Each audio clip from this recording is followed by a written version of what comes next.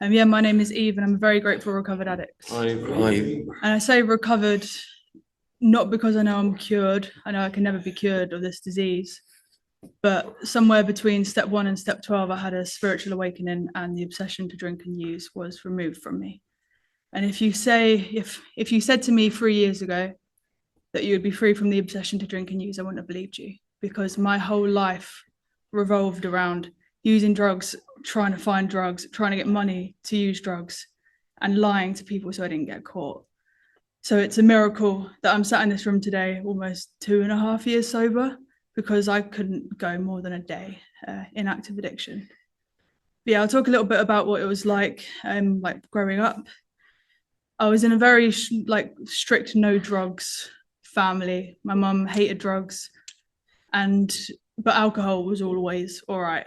My mum would drink, not like to excess. She wasn't an alcoholic, but she would often go out, come back paralytic. But that was normal because alcohol was okay in her eyes. But yeah, I've sort of drunk most of my upbringing, just like a couple of shandies here and there. The first time I got drunk, I was 12, and we went to a neighborhood party, and I drunk to blackout. And yeah, I loved that feeling of freedom, I guess it was, not being tied down to my anxious thoughts, my fearful thoughts, because I was so full of fear as a child. And yeah, I loved it from then on, really. So alcohol was the first substance that I sort of got introduced to. Drugs in my teenage years were always sort of around. My brother used quite often. He'd often have parties at the house when my mum would go away. She was always jet setting. And like I knew drugs were a thing, but I was always very strictly no drugs, only alcohol. Until I got to about 14, 15. That was the first time I smoked weed. I did it a few times from then, but when I was 17, that's when I started smoking a lot more regularly. I dropped out of A levels, started working in a little ice cream kiosk. And yeah, all my money that I earned from the kiosk, and also steal from the kiosk, I used to spend on weed until about a couple of months before I turned 18. That's when I got an apprenticeship, and they were strictly, again, no drugs. So I stopped the weed but carried on drinking, just at the weekends, not really to excess again. But I was always that friend. They'd call me a liability because I'd go out, get smashed, always drink to blackout, and just make a fool of myself. But I didn't really care because I was having a good time. And you can't tell me not to have a good time. I'm 18, 19. Like, this is what you're supposed to be doing at this age.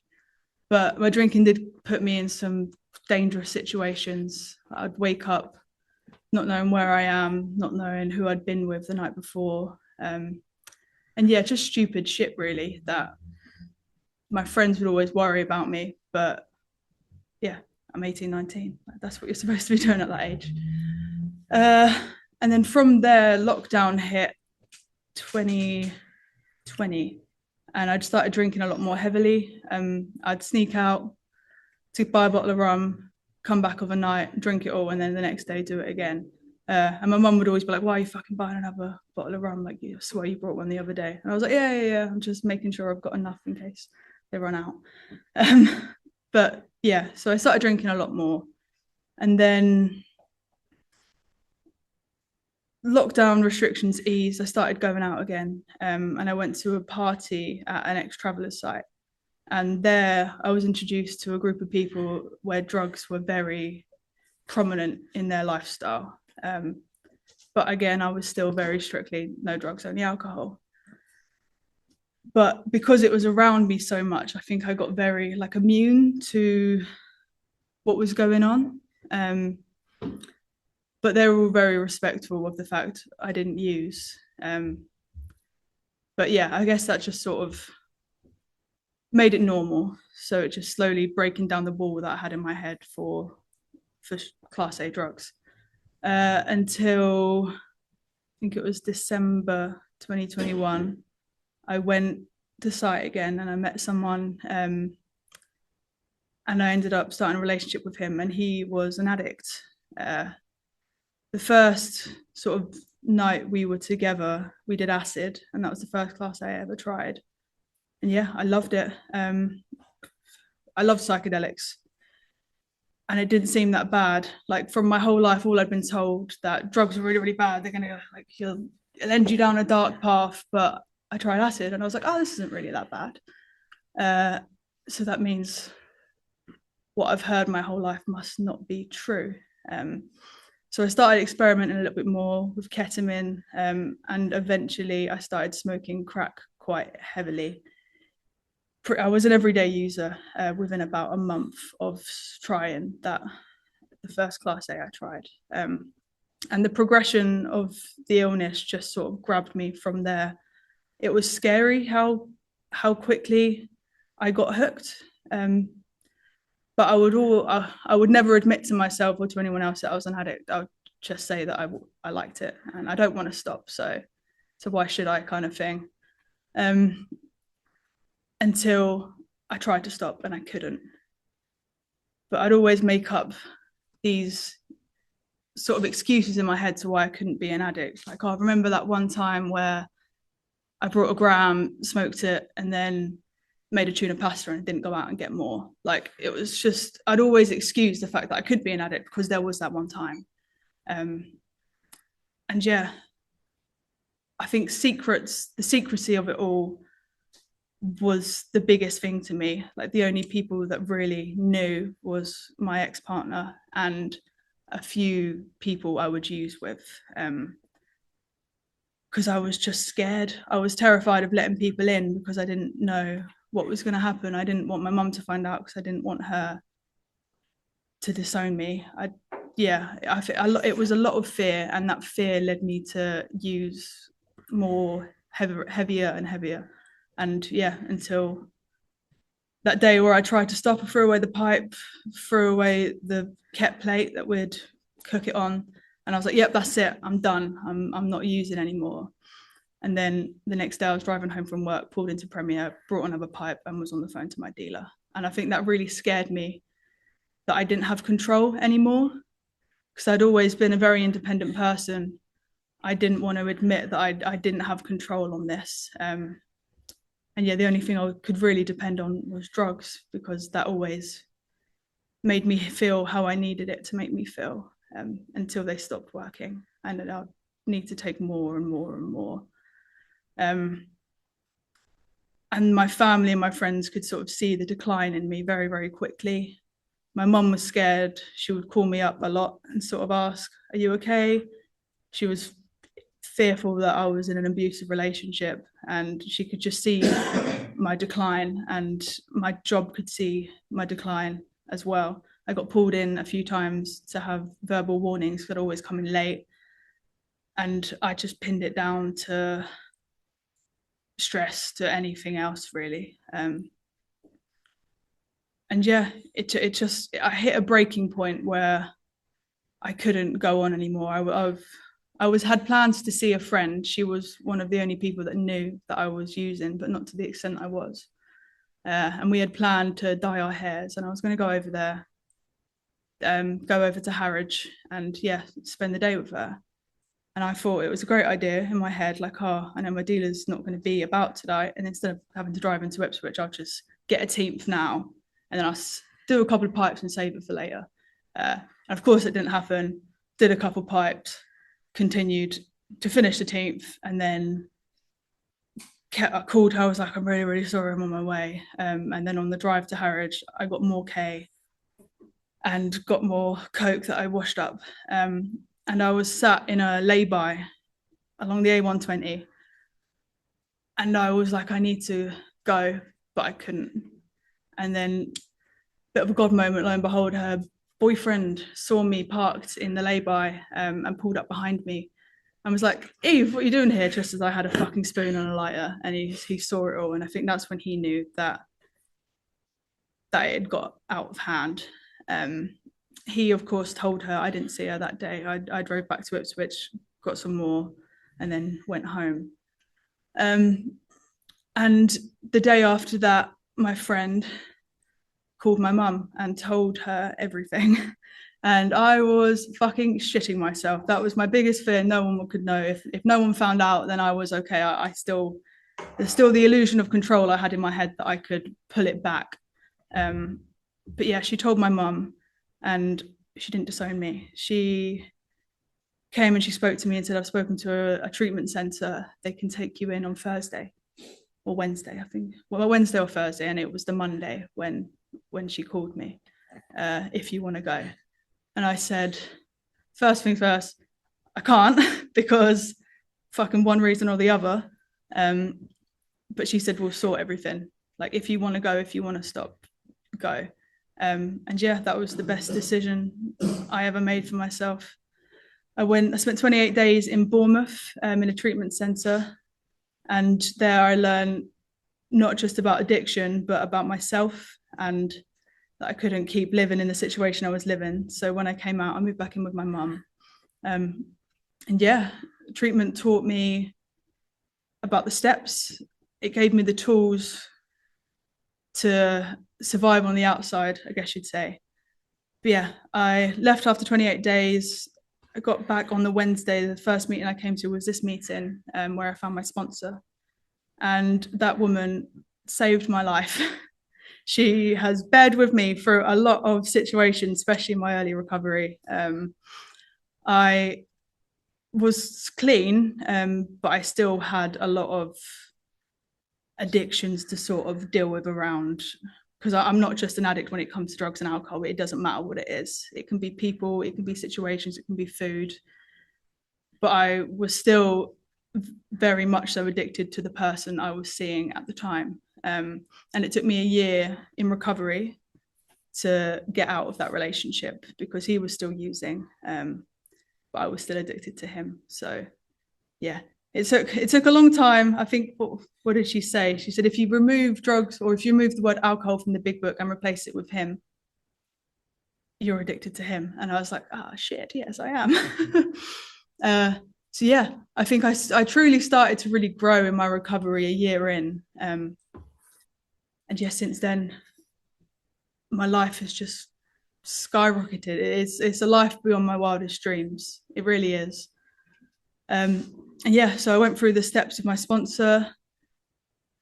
It's a bit hard. Some things were a bit hard, but yeah, I really enjoyed the process, to be honest, to be able to get all the stuff that I'd been carrying for so long off of my chest to a woman who never judged me, never said anything that wasn't in my best interest. And I don't think you can really get that anywhere else. There's always, with friends or family, there's always another motive, but this is just, it's just pure, really. So yeah, I went through the 12 steps, and my sponsor gave me some daily directions, which is what keep me sober. So I wake up every morning. So within the first hour, I don't get out of bed, roll on my knees straight away, but I pray, I meditate, be that couple of minutes, be that 20 minutes, depends sort of if I'm at work or what else is going on. And then I write a gratitude list, 10 things I'm grateful for and 5 things I'm grateful to no longer be doing. And I think gratitude is one of the biggest things you get in this room. Because when I was in active addiction, the only thing I'd really be grateful for was drugs and money so I could buy more drugs. But if I didn't have that, I was miserable. But there's so much to be grateful for today, even if nothing's going right, quote marks, in the day, there's always something behind the scenes. There's always my higher power working to make it a good day. It's just trying to look for the signs now and trying to see the good in every situation, which can sometimes be hard. Like, I've had hard days in recovery. I lost my granddad, who was my rock. He was sort of the only man I had in my life growing up, but I didn't use on that. I was there for my family. I was able to go with my nan to see him after he'd passed away because my mum couldn't do it. And if I was still in active addiction, I'd be fucking off. I didn't see my grandparents for over a year because I couldn't face them. But today, I have the best relationship with my nan. I have the best relationship with my family. So yeah, I write a gratitude list, and then throughout the day, I reach out to newcomers, to fellows, as much as I can. Again, there's days, especially when I'm at work, because I do 12-hour shifts, and sometimes the Wi-Fi is not that great while I'm out there. But yeah, I reach out to newcomers and fellows and friends, because they're not just fellows in this room. You get friends, true friends that you don't find anywhere else. People in these rooms get you like other people can't. It's a family. It's a real family. Yeah, reach out to newcomers. And then overnight, I do my inventory. I'm not perfect at doing my inventory. Sometimes I fall asleep before I have a chance to do it, especially when I'm at work. But I always try to do it. And yeah, and then throughout the day, if there's anything else that flags up in my mind, then I do spot check inventory on that. But today, I don't really get irritable over things as much. Like I may get resentful for a split second, but it doesn't stay, it doesn't stick anymore. Same with fear. I may get fearful for a split second, but it doesn't stick like it used to. I used to get so consumed by fear and resentment that I couldn't do anything else other than feel that fear or resentment. But now I feel it briefly and then I let it go. I give it to my higher power, because that doesn't serve me and that doesn't serve anyone else around me.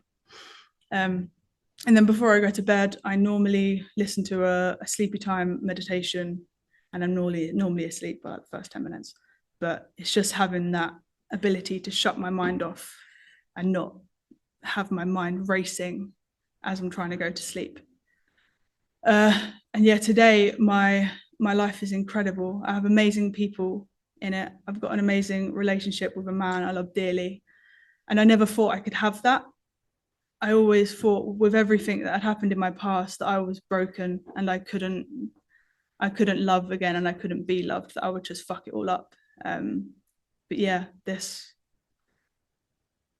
man and the steps, this completely changed my perception on everything. I also have a job that I love. I somehow managed to stick through the apprenticeship until the end, which baffles me sometimes.